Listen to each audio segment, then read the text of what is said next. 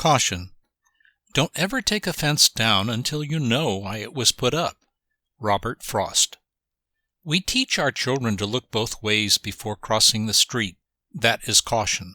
However, what about when we meet a potential mate? Do we proceed with caution? Do we remain alert to red flags? Or do we plunge ahead carelessly?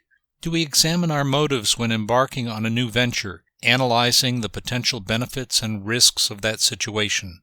We cannot guard against every imponderable.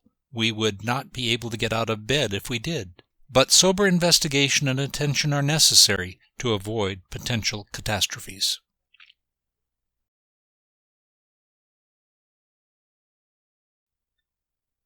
Character. 7 deadly sins: wealth without work, pleasure without conscience, science without humanity, knowledge without character, politics without principle, commerce without morality, worship without sacrifice. Mahatma Gandhi. Gandhi was a wise man. He encapsulated the meaning of character in a few short words. Wealth without work, in and of itself, might not negate character, but what one does with that wealth is quite telling about his or her character.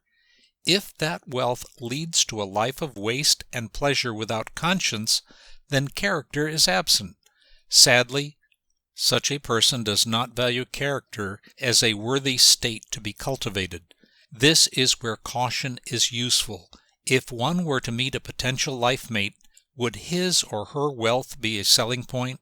Look deeper.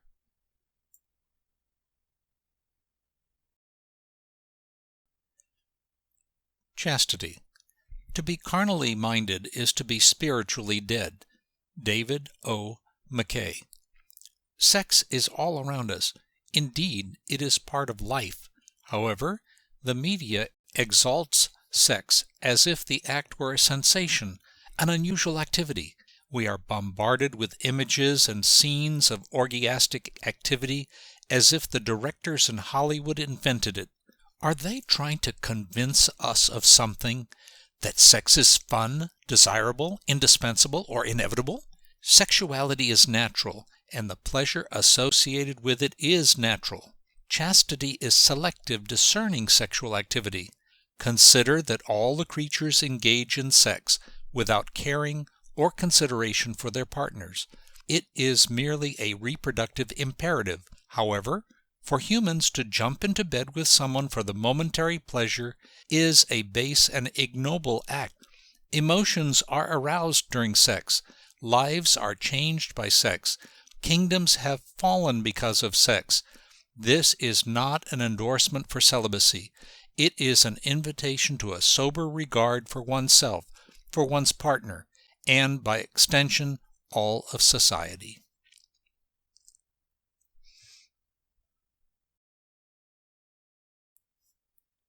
Cheerfulness. I love those who can smile in trouble. Leonardo da Vinci. Is an unpleasant experience in the morning likely to dampen your entire day?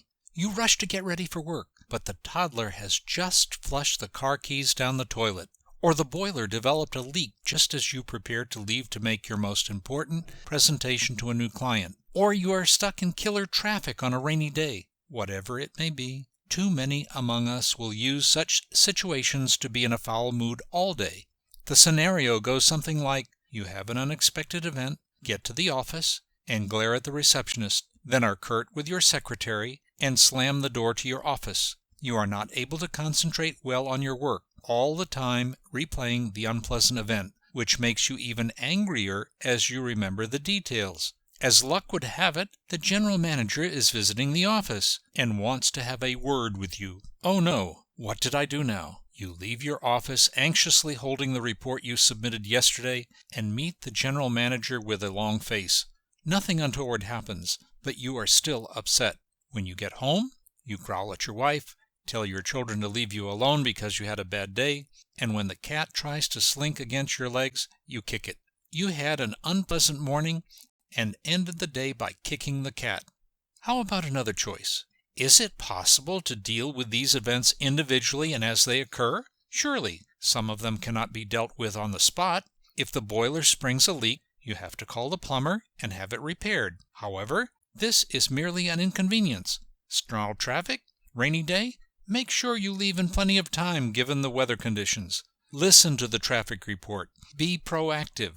In addition, if you are still late, having done your best, explain and be done with it. If your toddler has flushed your keys down the toilet on a day when you are rushing to get to work, call a plumber to retrieve them. Then resolve not to leave them again within reach of the baby. Whatever it is, deal with the events themselves as they occur. Learn to compartmentalize them. Learn to put them in perspective. Learn to recognize inconveniences for what they are. You do not have to respond with a bad mood. No, you are not having a bad day. You can choose your mood, your reaction to the inconvenience. There is no such thing as a bad mood. It is merely a choice. So, choose cheerfulness. After all, why not?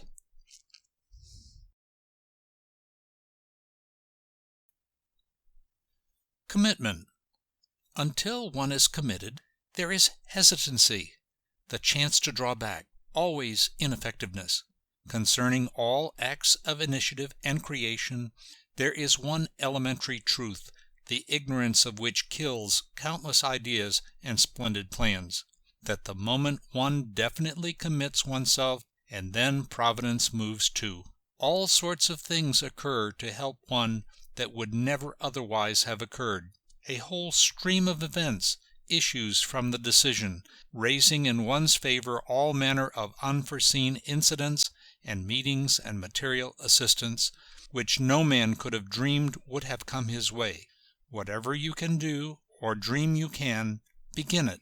Boldness has genius, power, and magic in it. Begin it now. William Hutchinson Murray. The dictionary definition of commitment is pledge or promise, obligation. A deeper definition is engagement, keeping one's word, being involved in a cause or relationship, behaving with integrity. Each word above is full of significance, but the most direct connotation for commitment is keeping one's word, adhering to promises made. It is embodied in the Golden Rule. So few follow that rule, even though so many profess to keep a religious faith. Doing unto others as one would have others do unto them is a direct reflection of trying to sustain harmonious relationships among our fellows. That means such simple things as arriving on time to an affair to which one has been invited. Do not treat an invitation casually. Extend yourself a bit beyond your own comfort zone. Act with empathy to your host, and by extension, your fellow man. Imagine how you would feel, for example, if you prepared a large spread for 20 guests, yet only 3 showed up. Commitment is a promise to others and to yourself. Commitment is a contract with others and yourself to keep your word, no matter what. It is thus that trust is established. What about the commitment to complete a difficult task, from long years of advanced education to caring for a disabled child? Your commitment to the cause is your determination to keep going no matter what. It is dedication and steadfastness in the face of difficulties. Commitment also invokes other unexpected abilities.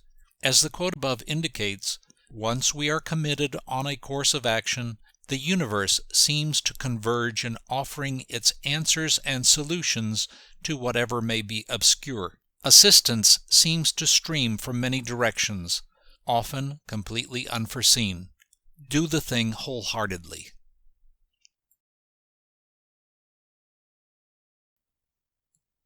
Compassion. A human being is a part of the whole called by us universe, a part limited in time and space.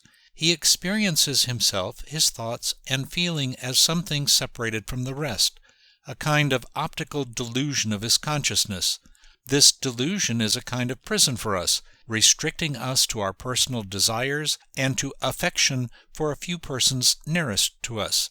Our task must be to free ourselves from this prison by widening our circle of compassion, to embrace all living creatures and the whole of nature in its beauty. Albert Einstein. When we are compassionate, we feel another's pain and pleasure.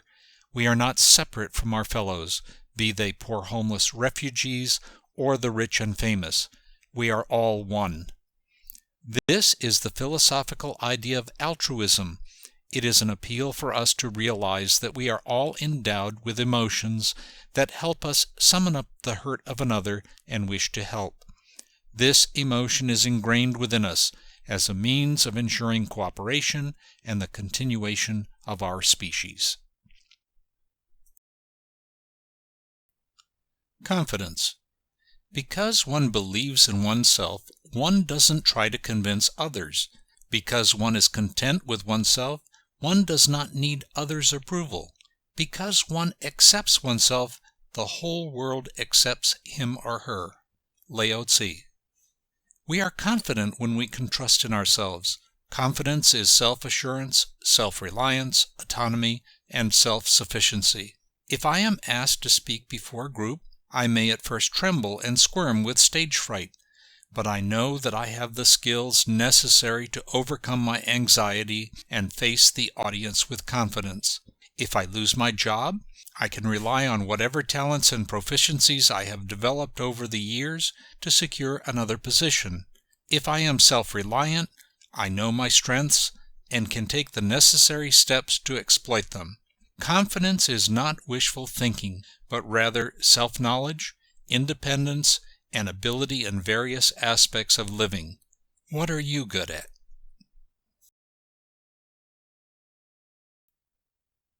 Consideration.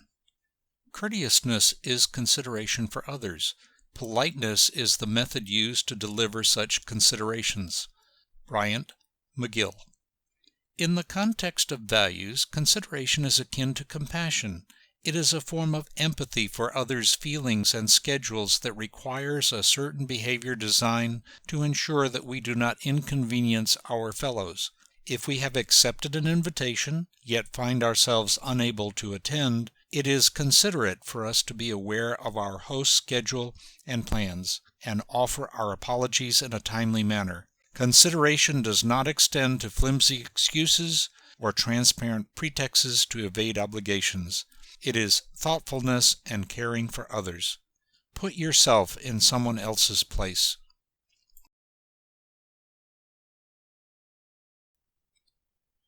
Contentment.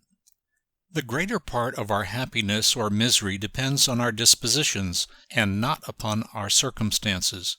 Martha Washington. Abraham Lincoln expounded on the philosophy of contentment, stating that man is as happy as he makes up his mind to be.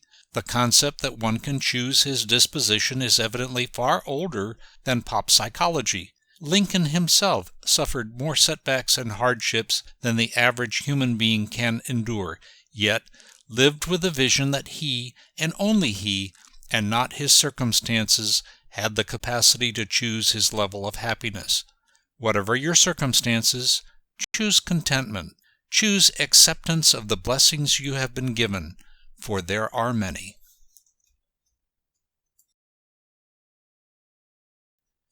Cooperation. A choir is made up of many voices, including yours and mine. If one by one all go silent, then all that will be left are the soloists. Don't let a loud few determine the nature of the sound. It makes for poor harmony and diminishes the song. Vera Nazarian. Man, and woman of course, evolved to live in groups, just like the wolf and the whale, the dolphin and the elephant, the chimpanzee and the lion. Survival demands cooperation among the members of the group. In a pride of lions, the female hunts along with her sisters, while the male lays in the shade. This is as it should be.